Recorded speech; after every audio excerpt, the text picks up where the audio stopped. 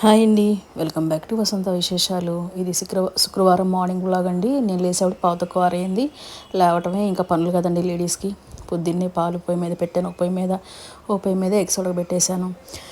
ముందు రోజు రాత్రి దొండకాయలు కోసేసుకున్నాను అండి, లేకపోతే దొండకాయలు కోయడానికి చాలా టైం పడుతుంది.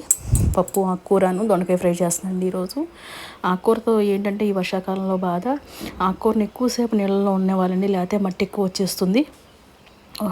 కొత్తది ఇండక్షన్ స్టవ్ మీద ప్రెషర్ కుక్కర్ కొన్నాను, అది ఎలా పనిచేస్తుందని రైస్ ప్రెషర్ కుక్కర్ మీదే వండేసాను. ఒక పొయ్యి మీదేమో పప్పు ఆకుకూర, మరొక పొయ్యి మీదేమో దొండకాయ వేపుడు చేశానండి. పప్పు ఉడికిపోయింది, మినిపేసుకున్నాను. మా పాపకు బాక్స్ పెడుతున్నానండి. మా పాప ఏమో ఫుల్గా నెయ్యి కావాలి, ఆమెకి పప్పు అన్నం తింటుంది అనమాట. మా వాడేమో పప్పు అన్నంలో అసలు నెయ్యి తినడు, తనకి కర్రీ కలిపేసి పెట్టేయాలి. ఇలాగ ఒక పని 2 సార్లు చేయాల్సి వస్తుందండి. ఇలా రెడీ చేసేసాను. 5:15 పని అయిపోయింది. బాక్సులు పెట్టేసి పిల్లల్ని కాలేజ్ పంపించాను.